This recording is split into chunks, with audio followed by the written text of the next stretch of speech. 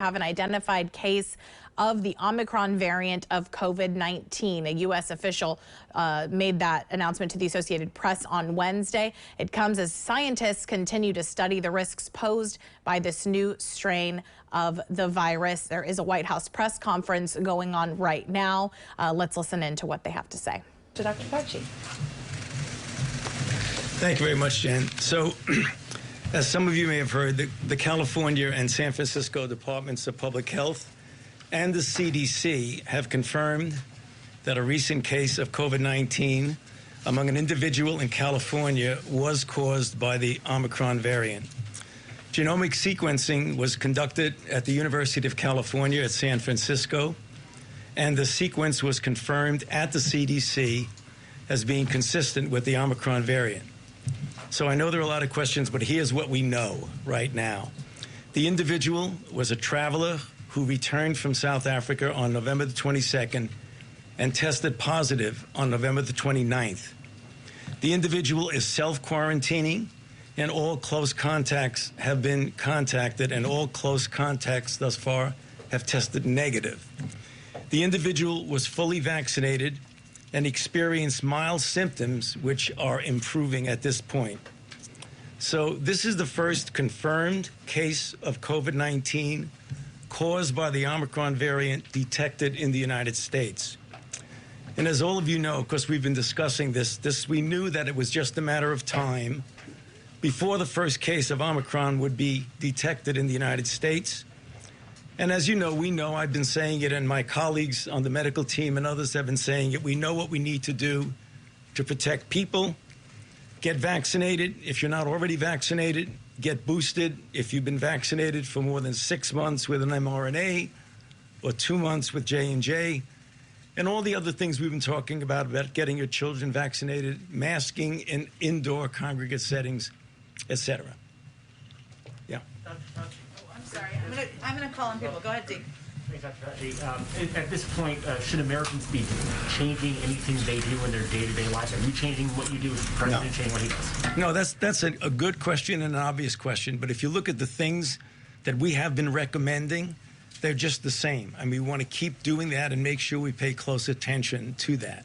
And are there other cases that the CDC is investigating as potential Omicron variants in the U.S. right now? To my knowledge, at this point, no. What should we take away from the fact that this person's symptoms appear to be mild at this point, and have all the other travelers on the plane also been contacted? Well, this is what we call in medicine an N=1, which means that you really can't take anything away from a single patient. It is we feel good that this patient not only had mild symptoms, but actually the symptoms appear to be improving. But as we've said, there's a lot of information that is now evolving out of countries like South Africa that have a much larger number of individuals, not only who are confirmed, but individuals who are probables, which means they are going to have a lot of experience, which we will benefit from here as the weeks go by. Some of you have heard me say that in a matter of 2 weeks or 2.5, 3 weeks, we'll know a lot about transmissibility, about whether or not it essentially eludes some of the protection from things like monoclonal antibodies, whether or not the disease itself in general is going to be severe, and what is the difference in an individual who's been vaccinated versus unvaccinated, boosted versus not boosted. We're going to get that information.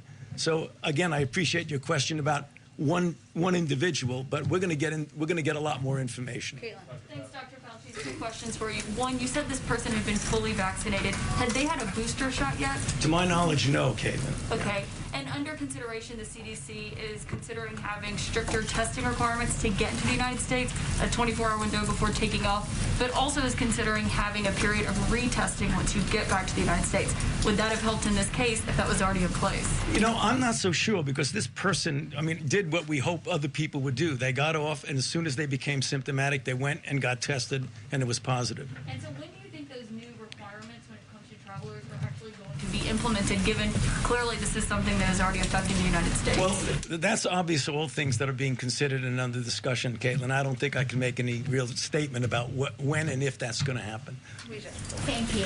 Dr. Fauci, in addition to any new testing requirements, what about new requirements for self-quarantining for travelers returning to the U.S., which in this case might have made a difference if he was quarantining for 7 to 14 days? Right. You know, the recommendation is that the individual would self-quarantine if they are not vaccinated and would also get tested within a period of 3 days. That's a recommendation right now.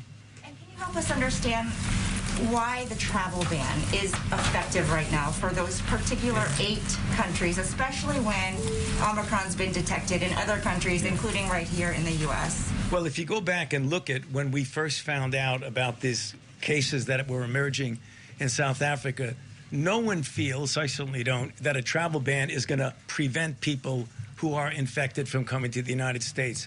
But we needed to buy some time to be able to prepare, understand what's going on, what is the nature of this infection, what is the nature of the transmissibility, and we wanted to make sure that we didn't all of a sudden say, it's like anything else, don't worry about it, and then all of a sudden something unfolds in front of you that you're really not prepared for. So we look at this as a temporary measure. Thank you. Dr. Fauci, do you support a vaccine requirement for domestic flights? The president was asked about this earlier this week and said that that had not yet been recommended to him. You're his chief medical advisor. Do you think that's something the country should adopt? You know, I'm not so sure we should say that that would be a requirement. I would say what I've been saying all along, that we have 60 million people in this country who are not vaccinated, who are eligible to be vaccinated. Let's get them vaccinated. Let's get the people who are vaccinated boosted. Let's get the children vaccinated. That's where we want to go, as opposed to a requirement. Wouldn't some people say that, you know, you have extinguished many of your options to, get those people vaccinated, and this is one of the ways, as the OSHA mandate is held up in court, this would maybe be a way to push more people to get vaccinated? You know, that's a possibility, but I think for the people who are listening to this, we again talk about why it's important to get vaccinated. I think what's happening now is another example of why it's important for people to get vaccinated who've not been vaccinated, but also boosting. Boosting is really very important because the data that we get on boosting, if you look at the level, for example, of an antibody, a neutralizing antibody, peak following the second dose of a 2-dose mRNA, it's like at this level. If you look at the peak following the 3rd shot boost, it goes way up here. And people ask, why is that important? Because our experience with variants, such as the Delta variant, is that even though the vaccine isn't specifically targeted to the Delta variant, when you get a high enough level of an immune response, you get spillover protection even against a variant that the vaccine wasn't specifically directed at. And that's the reason why we feel, even though we don't have a lot of data on it, there's every reason to believe that that kind of increase that you get with the boost would be helpful, at least in preventing severe disease of a variant like Omicron. Dr. Fauci, as you know, a lot of Americans right now are shopping for the best sort of booster, whatever they can get. And given the fact that manufacturers and scientists are racing to learn more about this variant and then to modify a vaccine that will more directly combat it right now, first, for those who already received their boost, how long would it be for them before conceivably they could have a new modified booster that will more directly target this? And is there any reason those individuals should wait, given the White House has said it'll be a couple of months perhaps before we have a more modified vaccine that more directly targets it? Great question, because we get asked it a lot, and it's a relevant question. So right now, I would not be waiting. People say, well, if we're going to have a booster-specific vaccine, should we wait? If you are eligible, namely 6 months with a double mRNA dose or 2 months with the J&J, get boosted now. We may not need a variant-specific boost. We're preparing for the possibility that we need a variant-specific boost. And that's what the companies are doing. We have been, the administration has been in contact with the pharmaceutical companies to go ahead and take the steps in case we need it. But the mistake people would make is to say, let me wait and see if we get one. If you're eligible for boosting, get boosted right now. Thank you, Dr. Fauci. Follow up to Tyler's question, because there is screening in place for international travel, but we've seen how quickly variants can spread once they reach our shores. Does the science not suggest that there should at a minimum be a testing requirement for domestic air travel? And if not, why not? Well, again, these kinds of things we always talk about and consider, but right now, I'm not so sure we need a testing for an air travel in this country. I always get back to the fact is that people should wind up getting vaccinated and boosted if they're eligible for a boost. I keep coming back to that because that's really the solution to this problem. Jenny. Two quick ones. Moderna executives have said in the past couple of days that this variant appears threatening and may demand new vaccines. What do you make of those remarks that seem a lot more alarmist than the administration's view or other vaccine makers? Well, I know that we don't have enough information right now. As you know, and we've said this, that the profile of the molecular profile of the kinds of mutations that you see would suggest, A, that it might be more transmissible and that it might elude some of the protection of vaccines. But we don't know that now. We don't know what the constellation of mutations are actually going to be. We have to be prepared that there's going to be a diminution in protection, which is the reason why I keep getting back over and over again and say why it's so important to get boosted. But I think any declaration of what will or will not happen with this variant, it is too early to say. And I think we need to be careful because I know you're going to be reading a lot of tweets and a lot of comments about this. We're really very early in the process. Saying that this proves more transmissible but less virulent than Delta, would there be any public health benefit to furthering its spread by lifting travel restrictions, for example, so it can outcompete the Delta variant?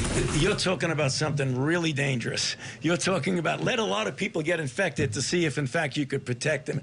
That's something that I think almost all infectious disease people with any knowledge about infectious disease would not say that's a good idea. Dr. Fauci, we are firmly in the holiday season, and a lot of Americans are wondering whether it's safe, even if they've been vaccinated, to go to a cocktail party without a mask, with a glass of eggnog in their hand. What's your advice to them? Well, the advice is what I follow myself and what I tell people to do, is that get vaccinated. I'm going to get to your question. I'm not eluding it. Get vaccinated, number one. If you're eligible for a boost, get boosted. And in a situation with the holiday season, indoor type settings with family that you know is vaccinated, people that you know, you could feel safe with not wearing a mask and having a dinner, having a reception. But when you are in a public congregate setting in which you do not know the status of the vaccination of the people involved, it is very prudent to wear a mask, and that's what I do. Peter. Spike the eggnog. Thank you. Well, you know, obviously, I mean, unless you have a special kind of mask that I don't know about, the fact is, sure, when you're eating and when you're drinking, take the mask down, but to the extent possible, keep it on when you're in an indoor congregate setting. Dr. Fauci, as you advised the president about the possibility of new testing requirements for people coming into this country, does that include everybody? The answer is yes, because you know that the new regulation, if you want to call it that, is that anybody and everybody who's coming into the country needs to get a test within 24 hours of getting on the plane to come here. But what about people who don't take a plane and just these border crossers coming in huge numbers? You know, that's a different issue. For example, when you talk, we still have Title 42 with regard to protection at the border. So there are protections at the border that you don't have the capability, as you know, of somebody getting on a plane, getting checked, looking at a passport. We don't have that there, but we can get some degree of mitigation. Is there something to do to test these people somewhere else? There is testing at the border under certain circumstances, as you know. Michael. Doctor, two questions. First, for folks in California, I know this is only one case, but what's your message to them should they be particularly concerned? And secondly, with your emphasis on boosters, why not make a determination that it's in the interest of public health for the definition of fully vaccinated to include that additional dose? Okay, so for the people in California,